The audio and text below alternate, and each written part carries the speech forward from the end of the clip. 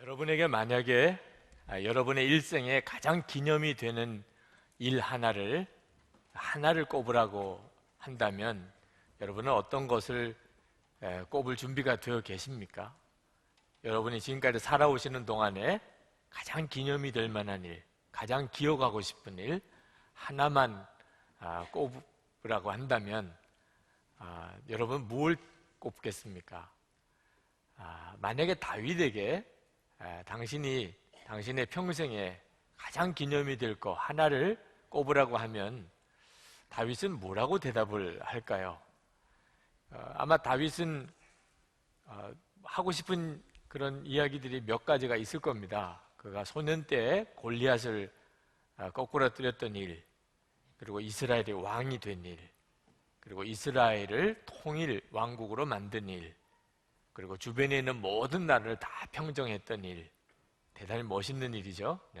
다윗에게 있어서 아마 영원히 기념하고 싶은 일들은 꽤 많을 거라고 생각되는데, 제 생각에는 다윗이 밧세바와 간음하고 부하 우리아를 죽였던 그 일을 아마 다윗은 하나만 꼽으라고 한다면 그 이야기를 하지 않을까 하고 생각이 듭니다. 그 부끄러운 죄가 무슨 기념이 될 만한 일이겠습니까? 오늘 시편 38편을 보면 다윗의 기념하는 시라고 나와 있습니다. 다윗이 무언가를 꼭 잊어버리지 않고 기념하기 위하여 쓴 시가 오늘 이 시입니다. 다윗에게 있어서 잘 이해하기 어렵지만 그가 골리앗을 이긴 일, 왕 된 일, 그 왕국이 아주 강성해진 일, 그 어떤 것보다도 밧세바와 간음했던 일에 대하여 그가 기념했던 것은 다윗이 눈이 뜨인 거죠. 우리의 삶에 있어서 무엇이 정말 중요한 건지 하는 것에 대해서 눈이 뜨인 겁니다. 여러분, 다 성공하고 싶어 하지만 그러나 죄가 성공보다도 더 중요하다는 사실을 잘 모르시는 것 같아요. 대통령, 국회의장 아무나 하는 일 아니죠. 대단히 성공한 사람이죠. 그러나 감추어진 죄 하나가 드러나면 그 성공이 다 아무것도 아닌 것처럼 되는 거 아십니까? 죄가 얼마나 무서운가를 아셔야 합니다. 다윗이 그걸 안 거예요. 다윗의 삶 속에 가장 중요한 것은 그가 어처구니 없는 죄를 저질렀다는 사실입니다.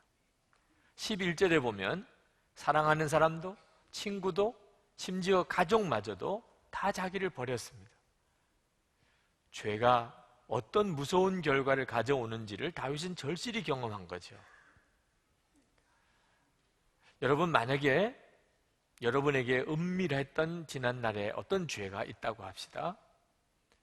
아무도 몰라요. 여러분만 알고, 그리고 아무도 알게 하면 안 되는 죄예요. 우리에게는 그런 죄가 있습니다. 그런 죄의 10분의 1이나 아니 100분의 1만이라도 드러난다면 여러분 부부관계 괜찮겠습니까? 부모 자녀 사이에, 또는 교우들 사이에, 여러분의 친구, 여러분의 직장 생활에 문제가 없겠습니까? 죄가 무서운 것입니다. 은밀한 죄가 드러난다는 것은 끔찍한 일인 것이죠. 다윗은 그런 충격적인 사건을 경험했습니다. 그는 왕으로서 얼마든지 그걸 덮을 수는 있었어요. 그렇지만 하나님이 그걸 들추어냈습니다. 그리고 다윗은 절망을 경험을 했습니다.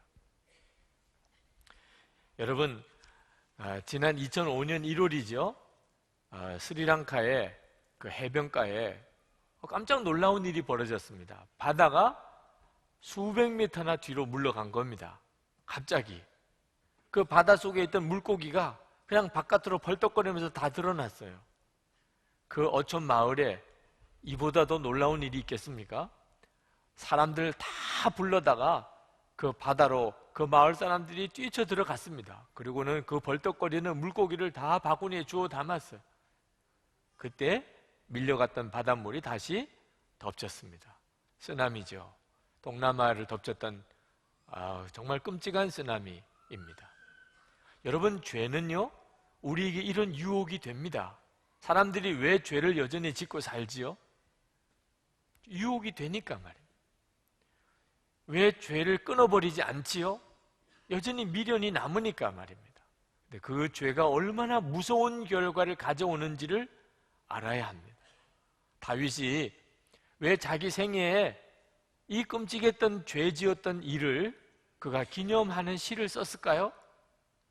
다윗에게 있어서 이보다 중요한 일이 없었기 때문입니다. 자신의 삶에 있어서 가장 중요한 일을 꼽으라고 한다면 자기가 어처구니 없이 그런 죄를 짓고 그리고 그 무서운 일을 경험했던 그때를 다윗은 잊을 수가 없었어요. 여러분, 오늘 이 시간에 혹시 여전히 죄 중에 은밀하게 죄를 짓고 사는 분들이 계십니까? 저는 있으리라고 생각합니다. 오늘 이렇게 예배당에 나와서 하나님께 예배를 드리지만 여러분의 지난날의 삶 속에 여러분 스스로가 하나님 뵙기가 참 민망할 정도로 여전히 공개하기 어려운 죄를 짓고 사는 사람, 다른 사람에게 말하기가 참으로 부끄러운 삶을 사는 사람들이 있으실 겁니다. 여러분, 정신 똑바로 차려야 됩니다. 그 죄가 얼마나 무서운 결과를 가져오는지를 알아야 합니다. 여러분, 아담과 하와가 선악과를 따먹기 전에 그는 선악과를 따먹고 얼마나 무서운 일이 자기에게 벌어질지를 알지 못했습니다. 유혹을 받았어요. 그냥 선악과를 정말 먹고 싶었습니다. 그러면 자기에게 눈이 밝아지는 놀라운 일이 벌어질 줄 알았어요. 그러나 선악과를 따먹고 난 다음에 아담과 하와에게는 무서운 절망이 왔습니다. 말할 수 없는 두려움이 왔습니다. 그들은 에덴 동산에서 살고 있었어요. 그런데 선악과를 따먹는 순간에 에덴 동산은 그들에게 지옥과 같았어요. 하나님의 존재는 무서운 하나님이 되어버렸습니다. 다윗이 밧세바와 간음하고 죄를 짓고 그리고 다윗이 겪었던 그 무서운 그때의 심정을 오늘 이 시편 38편에 말하고 있습니다. 1절부터 5절까지를 한번 보겠습니다. 주님, 주님의 분노로 나를 책망하지 마시고 주님의 진노로 나를 벌하지 말아 주십시오. 아, 주님의 화살이 나를 꿰뚫으며 주님의 손이 나를 짓누릅니다. 주님께서 노하심으로 나의 살에는 성한 곳이 없습니다. 내가 지은 죄 때문에 나의 뼈에도 성한 데가 없습니다. 내 죄의 벌이 나를 짓누르니 이 무거운 짐을 내가 더는 견딜 수 없습니다. 내 몸의 상처가 골마 터져 악취를 내니 이 모두가 나의 어리석음 때문입니다. 너무너무 후회가 되는 거예요. 시간을 거꾸로 돌려서 그 죄 짓는 이전으로 돌아갈 수만 있다면 다윗의 마음속에 밀려드는 그 후회 그리고 죄로 인하여 자기에게 닥친 그 무서움, 그 견딜 수 없는 고통, 부끄러움 말할 수가 없었어요. 죄는 정말 무섭습니다. 그리고 죄는 반드시 그 죄값을 우리에게 묻습니다. 우리가 잊어버렸다고 해서 죄가 없어진 것은 절대로 아닙니다. 우리가 죄를 짓고 나면 마귀는 춤을 춥니다. 12절 말씀에 내 목숨을 노리는 자들이 올무를 놓고 내 불행을 바라는 자들이 악담을 퍼부으며 종일 해칠 일을 모의합니다. 여러분이 꼭 기억해야 합니다. 여러분이 죄를 지으면 마귀는 그때부터 춤을 춥니다. 완전히 이제는 마귀의 밥이 됐습니다. 여러분이 당장 그 지은 죄로 인하여 어떤 고통을 느끼지 못할 수 있습니다. 그러나 이제 조만간에 그 순간이 오게 됩니다. 6절에 다윗이 자기가 죄를 지은 것 때문에 얼마나 슬퍼했는지를 말씀하고 있습니다. 더 떨어질 데 없이 무너져 내린 이 몸, 온종일 슬픔에 잠겨 있습니다. 여러분, 이런 느낌을 받아본 적이 있습니까? 죄를 짓고 그 죄 때문에 이런 고통을 경험해 본 적이 있나요? 13절, 14절에 다윗이 아무 할 말이 없는 자신의 심정을 이렇게 고백합니다. 14절을 보시면 참으로 나는 듣지 못하는 사람처럼 되었고 입은 있어도 항변할 말이 없는 사람처럼 되었습니다. 여러분이 혹시 죄를 짓고 이런 심정이 되어 보신 적이 있습니까? 없으십니까? 그렇다면 곧 여러분은 그 경험을 하시게 되실 겁니다. 누구나 예외가 없습니다. 죄는 어떤 사람도 피해가지 않습니다. 반드시 공개하기 어려운 죄, 부끄러운 죄가 다 드러날 때가 오고, 그리고 그로 인한 죄의 무서운 고통을 경험하게 됩니다. 다윗만 그런 게 아닙니다.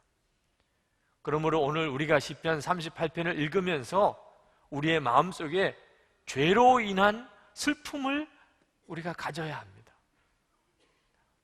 여전히 죄에 대해서 깨끗하게 정리하고 살지 못하고 있다면, 여전히 부끄러운 게 있다면, 다른 사람에게 공개할 수 없는 그런 죄가 여러분 속에 있다면, 여러분 그로 인한 고통을, 그리고 그 무서운 결과를 오늘 여러분이 들으셔야 하고 그것을 느끼셔야 합니다.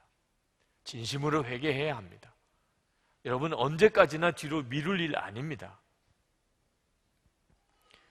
그러나 여러분이 꼭 기억해야 합니다. 예수님을 바라보아야 합니다.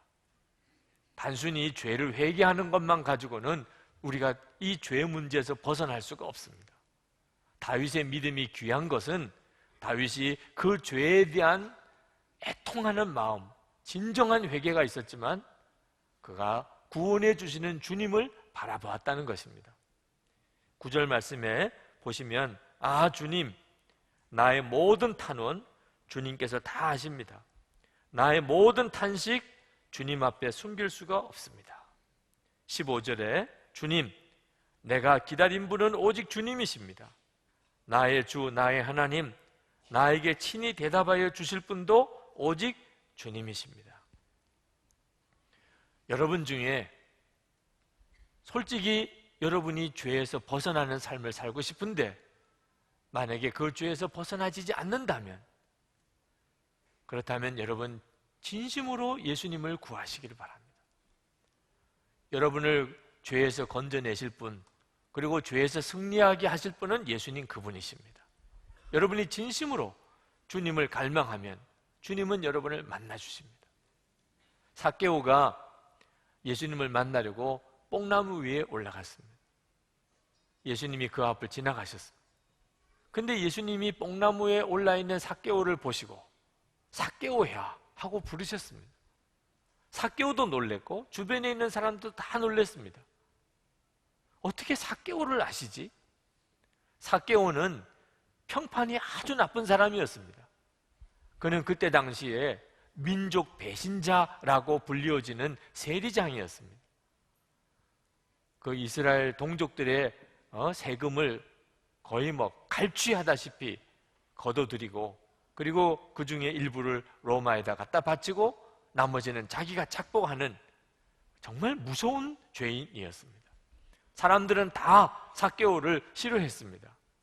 예수님께서 그 삭개오를 아시리라고는 누구도 생각하지 못했습니다. 삭개오 자신도 몰랐습니다. 그런데 그 예수님께서 삭개오를 알고 계셨고 삭개오의 이름을 부르시고 그날 삭개오의 집에 머무르시겠다고 하셨습니다. 도대체 어떤 일이죠? 예수님께서 삭개오가 세리장이니까 삭개오에게 좀 잘 보이면 뭔가 이렇게 헌금이라도 받을 줄로 아시고 그렇게 하신 걸까요? 절대로 그런 일은 아닙니다. 그런데 어떻게 예수님께서 그 나쁜 삭개오를 알고 계셨죠? 그 삭개오의 집에 가시겠다고 한 거죠? 예수님은 삭개오의 마음을 아셨기 때문에. 삭개오는 돈이면 제일인 줄 알았어요. 권력 얻으면 그것으로 행복할 줄 알았어요. 그래서 수단 방법 안 가리고 그는 세리장이 되었고 돈을 긁어 모았습니다. 그러나 마음은 더 지옥과도 같았습니다. 분명히 권력도 돈도 있는데 마음이 채워지지 않는 겁니다. 많은 사람들이 돈 벌면, 돈 모으면 행복할 것이라고 착각하고 있습니다. 우리 마음을 몰라서 그렇습니다. 우리 마음이 이렇게 얼마 안 되는 것 같아도 한 끝도 없는 수렁입니다. 이 마음이 아무리 채우고 채워도 만족함을 느끼지 못합니다. 무서운 것이죠. 이것이 세상의 영입니다. 거지의 영이라고 말하죠. 아무리 채워져도 만족이 되지 않습니다. 아무리 돈을 많이 모아도, 아무리 권력을 많이 가져도 우리 마음은 한도 끝도 없습니다. 삭개오가 그것을 깨달았습니다. 그리고 놀랍게도 믿어지지 않는 일이지만 삭개오의 마음속에 구원에 대한 갈망이 생겼습니다. 자기는 말할 수 없는 죄인입니다. 예수님이 지나가셔도 떳떳하게 앞에 가서 예수님 이렇게 부를 수도 없는 사람입니다. 그건 자기 자신도 압니다. 그런데도 구원받고 싶은 걸 어떡합니까? 나 같은 자도 구원받을 수 있을까? 이런 마음이 드는 걸 어떡합니까?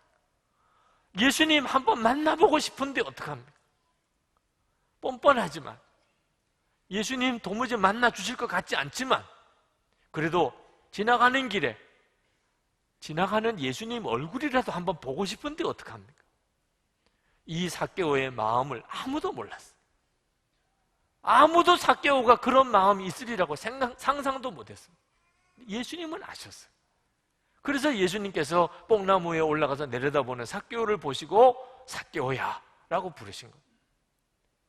예수님은 오늘 이 시간에 여러분의 마음을 아십니다. 여러분이 아무리 죄를 짓고 비참하게 살았다 할지라도 여러분의 마음속에 내가 구원받을 수 있을까? 나도 예수님을 만날 수 있을까? 나도 변화되는 삶을 살 수 있을까? 이런 소원과 갈망이 여러분 속에 있다면 예수님이 그걸 모르실 리가 없습니다. 세상 사람들이 다 여러분을 손가락질한다 해도 예수님은 여러분의 마음에 구원에 대한 갈망, 예수님을 만나고자 하는 소원이 있다면 주님은 만나주십니다. 다윗이 그것을 알았어요.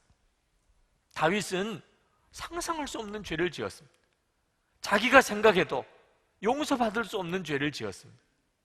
그러나 다윗의 마음속에 그러나 내가 하나님을 여전히 사랑하고 죄로 인해서 돌이킬 수 없는 형편이 됐지만 그런 나도 용서해 주시고 여전히 사랑하시는 하나님의 구원에 대한 갈망을 하나님은 아시지 않겠나.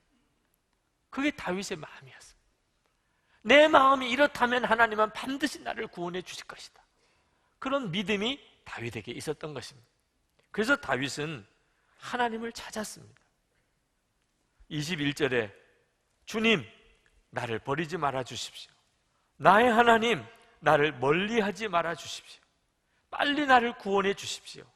나를 구원하시는 주님. 그가 그렇게 고백했던 것입니다. 이 믿음이 구원받는 믿음인 것입니다. 여러분이 죄로 인해서 비참해진 심정, 이미 여러분의 죄가 드러나서 말할 수 없는 어려움을 겪고 있는 사람, 아직은 그 죄가 드러나지 않았기 때문에 아직은 그냥 적당하게 살아가고 있는 사람, 그러나 이 죄가 다 드러나게 되면 나는 어떻게 될까 두려워하는 분들, 내가 과연 이 죄의 문제에서 벗어날 수 있을까 고민하시는 분들, 여러분 마음속에 주님에 대한 갈망이 있으셔야 합니다. 여러분이 정말 주님을 만나기를 소원한다면 반드시 주님은 여러분을 만나주십니다. 삭개오가 예수님을 만났을 때 예수님께서 오늘 밤에 내 집에 유하여 하겠다 말씀하셨는데 그것은 예수님께서 삭개오의 마음에 들어오기를 원하신다는 뜻이 있었어요. 삭개오는 기쁜 마음으로 예수님을 영접했습니다. 우리에게도 똑같습니다. 예수님께서 내 마음에 들어오시면 그것으로 죄는 이겨집니다. 여러분을 사로잡고 있던 죄의 권세는 꺾어집니다. 여러분은 더 이상 죄의 종노릇 하지 않게 됩니다. 다윗이 이처럼 하나님을 갈망하니까, 구원의 주님을 갈망하니까 하나님께서는 다윗의 죄를 만천하에 드러내셨어요. 다윗의 그 갈급함은 자기의 죄가 드러났기 때문에 온 것일 수도 있습니다. 다윗의 죄를 드러냈을 때 다윗은 생각했습니다. 하나님이 나를 버리신 모양이구나. 다윗이 그 부끄러운 죄를 지었던 것을 나단 선지자를 통해서 많은 사람들 앞에 드러냈을 때 다윗은 자기는 이제 끝난 줄 알았어요. 하나님이 나를 버리셨구나. 이제는 나는 끝이구나. 그러나 그게 아니었습니다. 하나님은 다윗을 사랑하셨기 때문에 그 죄를 드러내신 겁니다. 자기 죄가 만천하에 드러나니까 다윗이 죄가 얼마나 무서운가를 알았습니다. 그리고 그 죄에서 구원받기를 갈망하는 마음이 생겼습니다. 만약에 죄가 드러나지 않았다면 다윗의 죄가 그냥 왕이라고 하는 권세 때문에 묻혀 지나가 버렸다면, 그러면 다윗은 사람들 앞에 그렇게 부끄러운 그런 형편이 되지 않고 죽었을지도 모릅니다. 그 뒤가 문제인 거죠. 하나님 앞에 섰을 때, 그때서야 다윗이 밧세바와 간음하고 우리아를 죽인 바로 그 장본인이라는 사실이 하나님 앞에 드러나게 됐다면 다윗은 그걸로 끝났을 것입니다. 그러나 미리 드러났으니까 다윗이 그것 때문에 철저하게 회개했고, 그리고 용서하시는 하나님의 은혜를 힘입을 수 있었던 것입니다. 많은 사람들이 착각하고 있는 것 중에 하나가 죄가 감추어지는 것을 다행이라고 생각하는 것입니다. 사람들이 모르는 것을 다행이라고 생각하는 것입니다. 여러분, 그것은 정말 두려운 일입니다.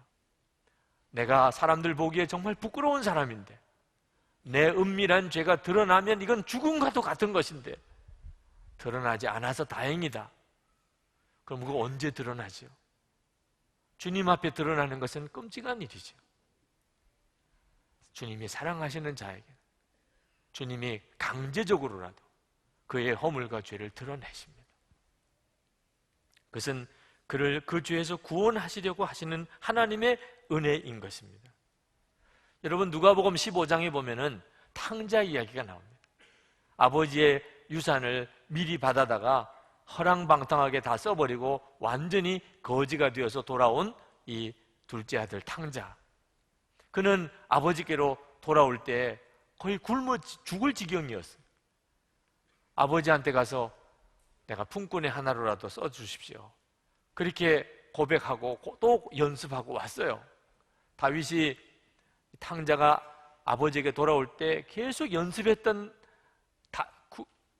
말, 아버지한테 가서 이렇게 고백해야 되겠다고 계속 연습했던 말이 누가복음 15장 19절에 나옵니다. 지금부터는 아버지의 아들이라 일컬음을 감당하지 못하겠나이다. 나를 품꾼의 하나로 보소서 하리라. 아버지, 저는 아버지의 아들이라고 도무지 불릴 자격이 없습니다. 저를 그저 품꾼의 하나로만 받아주세요. 그렇게 말해야 되겠다. 또 그 고백하고 또 그 연습하고, 그리고 아버지에게 온 거예요. 그런데 아버지는 웬걸 이 탕자에게 마을 잔치를 벌여주었습니다.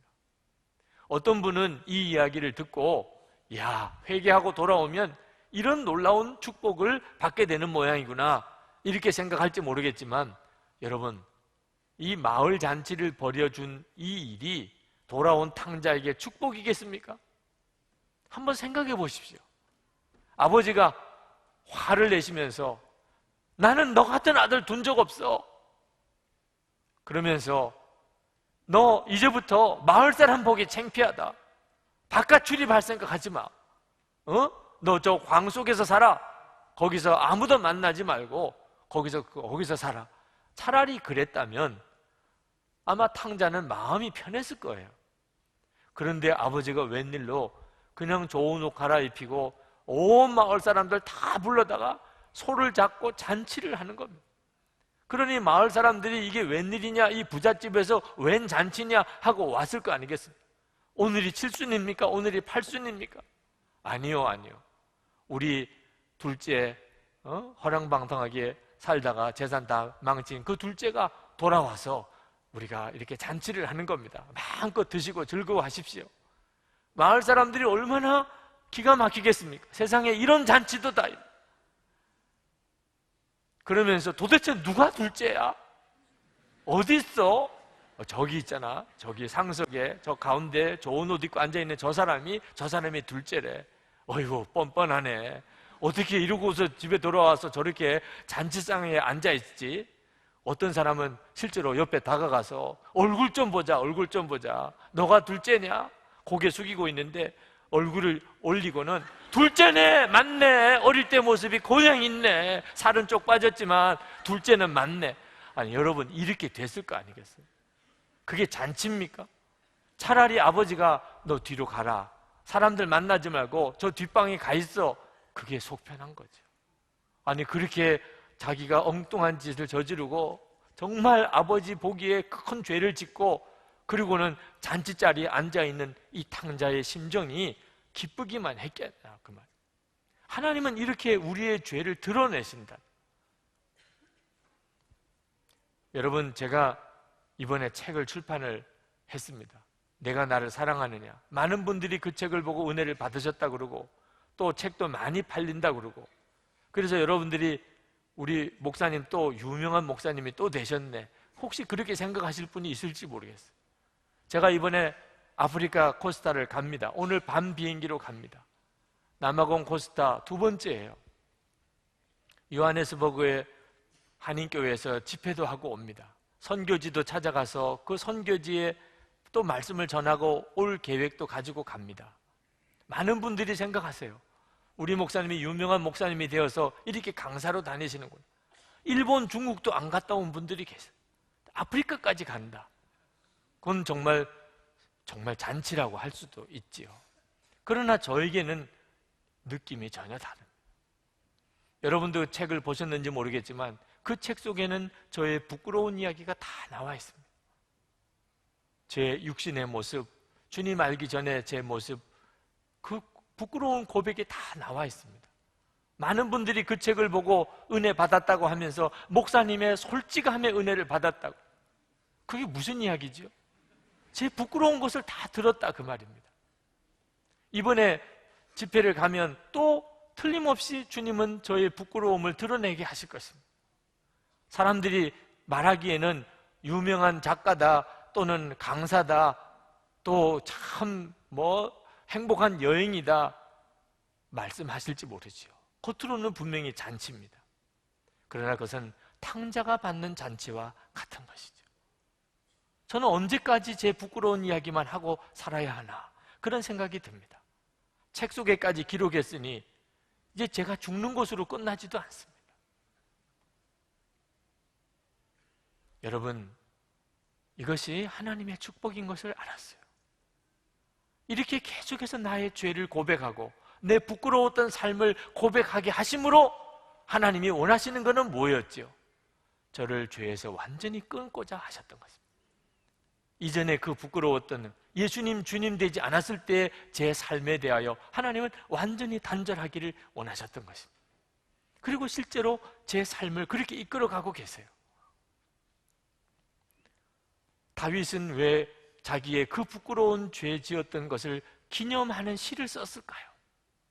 세상에 쓰고 싶은 일이 얼마나 많겠는데, 자랑하고 싶은 게 얼마나 많은데, 하필이면 그 끔찍한 죄 지었던 그때 그 심정을 그가 왜 시편으로 썼을까요? 왜 그것을 기억에 남기려고 했을까요? 이유는 하나밖에 없습니다. 다시는 그 죄 짓는 옛날 모습으로 돌아가고 싶지 않은 것입니다.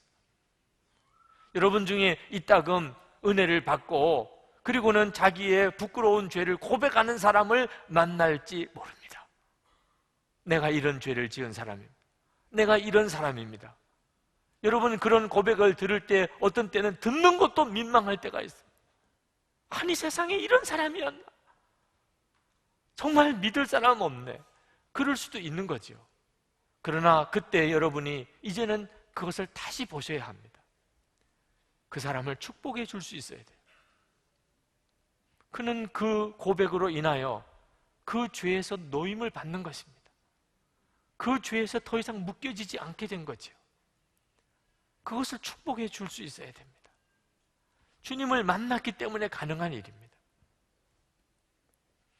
다윗은 오늘 우리에게 정말 해주고 싶은 말이 있습니다. 그것은 우리가 죄에 묶이지 않는 자가 되어야 한다는 것입니다. 다윗은 정말 그러고 싶었어요.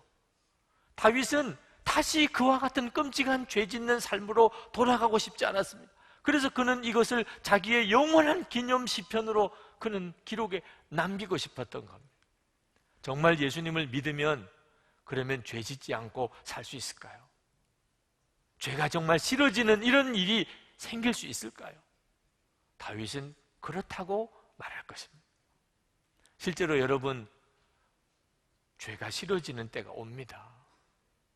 그렇게 끊어지지 않고 그렇게 떨쳐버려지지 않는 그런 죄라도, 그렇게 정리하기가 힘든 그런 죄라도 돌아보고 싶지 않은 순간이 옵니다. 암에 걸렸다고 진단을 받았을 때, 여러분, 세상 즐기던 그 많은 일들이 한순간에 다 싫어지는 경험을 아마 해보신 분들 있으실 겁니다. 감옥에 들어가서 재판을 받게 될 때 그렇게 끊을 수 없다, 안 된다, 못한다 하던 그 죄가 돌아보기도 싫은 이런 순간이 오기도 합니다. 가정이 파괴되고 가족들하고 떨어져 지내야 되고 친구들이 나를 다 뒤돌아보지 않고 나를 떠나가는 이런 상황에 부딪히게 될 때 더 이상 죄에 정말 돌아보고 생각도 하고 싶지 않은 순간이 우리에게도 옵니다. 내가 그렇게 은근슬쩍 즐기며 지었던 죄를 내 자녀들이 짓는 것을 보는 순간, 내가 지었던 그 죄를 내 자녀들이 그대로 물려받아서 그 죄에 빠져 있는 것을 볼 때 그때는 기겁을 하게 됩니다. 그래도 죄를 끊어버릴 수 없는 사람이 있다면 마지막 심판대 앞에 서서 지옥을 바라보는 순간에 그때는 진짜 다 돌아서게 되는 거예요. 그때도 죄에 대해서 미련을 가질 사람은 아무도 없습니다. 여러분, 전 미국 대통령이었던 빌 클린턴 대통령이 르윈스키라고 하는 그 인턴 대학생과 추문 때문에 그가 탄핵을 받았던 적이 있죠.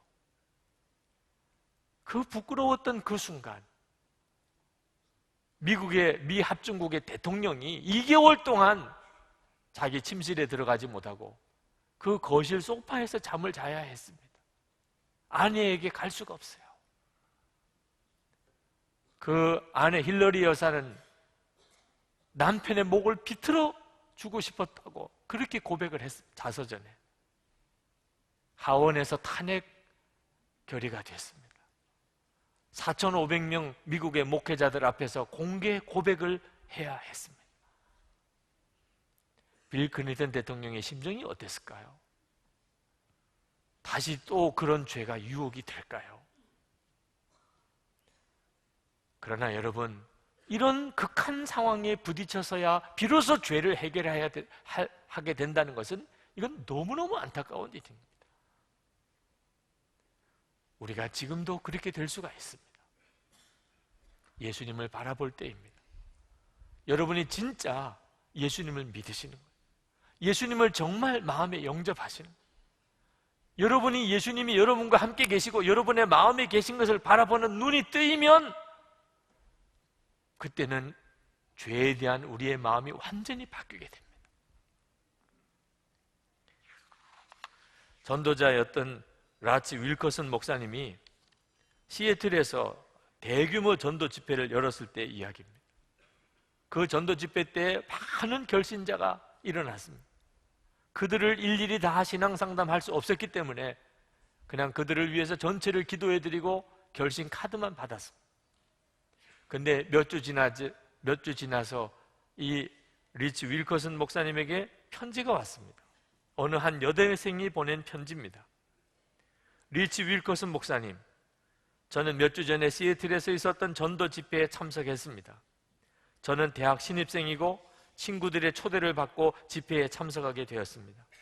망설이다가 같이 가겠다고 했지만 사실 저는 아주 절박한 상태에서 지푸라기라도 잡고 싶은 심정이었습니다. 저는 4년 전부터 악몽과 같은 시간을 보내고 있었습니다. 그 악몽은 제게 14살 되던 해에 삼촌이 저희 집에 들어와 살게 되면서부터 시작되었습니다. 삼촌은 얼마 지나지 않아 제 방으로 슬그머니 들어와 부당한 성적 관계를 요구했습니다. 위협과 협박에 저는 아무 말도 못했고 대학에 입학하여 집을 떠날 수 있게 되기만 참고 기다릴 수밖에 없었습니다. 대학에 입학할 때쯤 저는 이미 엉망진창이 되어 있었습니다. 학기 초에 저는 아무 남학생하고나 같이 잤고 거의 매일 술과 마약에 취해 모든 것을 잊어보려고 했습니다. 그러나 여전히 악몽 가운데 있었습니다. 전도 집회에 갔을 때 저는 거의 한계점에 이르렀고 예수님을 만나기 위해 앞으로 나오라고 하셨을 때 거의 달려나갈 뻔했습니다. 집회를 마치고 학교로 돌아가기 위해 차를 타고 5시간을 달리는 동안 저는 차 안에서 잠깐 잠이 들었습니다. 그때 저는 대학 기숙사 방에서 삼촌이 제 방에 들어오는 꿈을 꾸었습니다. 저는 꿈속에서 도와달라고 소리 지르며 도망치고 싶었지만 소리를 지를 수도 도망칠 수도 없었습니다. 삼촌은 계속 자기에게 오라고 명령했고 저는 피할 도리가 없었습니다. 그때 갑자기 기숙사 방문이 열렸습니다. 그리고 예수님께서 두 팔을 벌리고 저를 부르고 계셨습니다. 저는 침대에서 펄쩍 뛰어내려 재빠르게 삼촌을 지나 예수님의 두 팔에 안겼습니다. 그리고 잠에서 깨어났습니다. 친구들이 모두 어리둥절한 눈으로 저를 보고 있었습니다. 왜냐하면 제가 잠결에 계속해서 나는 자유야! 나는 자유를 얻었어! 난 이제 정말 자유를 찾았다고! 제가 그렇게 울부짖으며 잠꼬대를 했었다고 합니다. 여러분, 정말 끊어지지 않는 죄의 끈에 묶여 있습니까? 그렇게 노임을 받고 싶은데도 해결이 안 됩니까? 여러분의 마음이 정리가 안 됩니까? 예수님을 바라보십시오. 진짜의 주님을 만나야 합니다. 여러분 안에 오신 주님을, 그 주님을 바라보는 눈이 뜨이시면 됩니다. 예수님은 여러분을 능히 어떤 죄에서, 어떤 묶임에서도 여러분을 건져내시는 주님이십니다. 우리가 이렇게 예수님을 바라보게 되면 우리는 죄에서 자유하게 됩니다. 놀라운 일입니다. 어떻게 그렇게 바뀔 수 있나 스스로가 놀라게 됩니다. 그러나 우리가 정말 용서받은 사람이고 구원받은 사람이라는 증거는 우리가 죄를 짓지 않는 데만 있는 게 아닙니다. 죄를 짓는 사람들을 용서하게 되는 데서 진짜 증거가 나오는 것입니다. 죄를 짓고 있는 사람들을 보는 눈이 바뀌어버리는 것입니다. 저는 요즘 제 마음속에 굉장한 어려움이 있었습니다. 어떤 동역자들에 대해서 마음이 굉장히 불편했습니다. 그 변하지 않는 모습, 여전히 이기적인 모습, 자기 중심의 모습을 보면서 너무너무 힘들었습니다. 언제까지 저를 참아주어야 되나? 언제까지 기다려주어야 되나? 이제는 더 이상 관심 갖고 싶지 않았습니다. 그분이 어떻게 되든지 더 이상 관심 갖고 싶지 않았습니다. 더 이상 그 마음을 다 내려놓고 싶었습니다. 그런데 엊그제 제게 메일이 왔습니다. 내가 나를 사랑하느냐 하는 책을 읽고 어떤 분이 저에게 메일을 보내주셨습니다. 목사님, 내가 나를 사랑하느냐 하는 책 속에서 목사님은 만나는 사람은 누구든지 어떤 사람이든지 사랑해 주실 거라고 하셨죠. 저도 그 대열에 끼를 수 있나요? 목사님 말씀에 너무 기쁘고 너무 감사하고 가슴 벅차고 목이 메입니다. 제가 이 메일을 읽다가 숨이 멎는 것 같았어요. 실제로 제가 그렇게 설교했고 그렇게 책에 썼습니다. 하여튼 걸리기만 해봐 사랑할 거야, 걸리기만 해봐 했던 사랑할 거 그랬던 말입니다. 또 주님이 그런 은혜를 저에게 주셨었고 주님이 저에게 말씀하시는 것 같았습니다. 왜 이 메일을 주님은 나에게 보내게 하셨을까? 하나님 앞에 회개했습니다. 주님, 제가 힘났는 데까지 그를 돕겠습니다. 주님이 변화시키시는 것은 그건 주님의 일이고 주님이 나에게 원하시는 것은 끝까지 용서하고 사랑하라고 하시는 것입니다. 어느 선교사님과 후원교회 문제로 상담을 했습니다. 그 선교사님은 후원교회를 찾고 계셨습니다. 그 선교사님은 이렇게 부탁했습니다. 목사님, 저는 재정 후원을 받으려고 하는 게 아닙니다. 목사님, 저는 기도 후원 때문에 후원교회가 필요한 것도 아닙니다. 선교사인 제가 선교지에서 사역하다가 혹 실수를 하거나 또는 무슨 죄를 짓는 일이 생겼다고 했을 때 그때 나를 끝까지 믿어주고 품어주고 다시 일어날 수 있도록 도와줄 수 있는 그런 교회, 그런 교회가 저에게는 필요합니다. 그때 제가 비로소 알았어요. 후원교회라는 게 뭔가, 파송교회라는 게 뭔가. 우리가 진짜 주님의 사랑을, 주님의 은혜를 받았다면 우리도 그렇게 하는 게 당연한 일이죠. 그게 한 몸인 것이죠. 자, 오늘 이 시간에 저는 이 말씀을 준비하면서 주님의 주시는 마음이 굉장히 강하게 왔었습니다. 여러분 중에 혹시 정말 죄의 고리에서 이제는 벗어나고 싶은, 여러분에게 다가오는 죄의 유혹에서 이제는 정말 승리하기를 원하시는 분 계시다고 한다면 이 시간 정말 주님을 바라보시기 바랍니다. 우리 이 시간 기도하실 때 여러분 중에 주여, 저는 오늘 정말 다윗이 다시는 죄를 범하지 않기 위하여, 그때 그 엄청난 고통과 그리고 두려움의 그 순간을 그가 시편으로 남겨놓은 것처럼, 주님, 저도 다시는 죄로 돌아가고 싶지 않습니다. 저는 죄에서 승리하고 싶습니다. 여러분 안에 오늘 진정으로 그런 갈망이 있으신 분, 주님이 이 설교를 통하여 나에게 말씀하셨다고 그렇게 느껴지시는 분은 자리에서 일어나시기 바랍니다. 기도하실 때 여러분을 위해서 특별히 기도해 드리기를 원합니다. 혹시 또 여러분의 눈에 요즘에 자꾸 죄 짓는 사람이 자꾸 눈에 보이는 사람,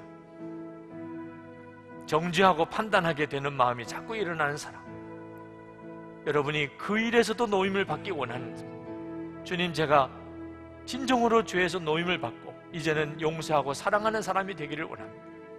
예수님 안에 주님과 동행하며 살기를 원합니다. 여러분의 마음에 간절하신 분들은 일어나셔서 기도하시기 바랍니다. 이 시간에 우리 간절한 마음으로 기도하겠습니다. 주여, 나를 죄에서 온전히 건져주소서, 승리하게 하소서, 예수님을 바라보는 눈을 열어주소서. 기도합시다.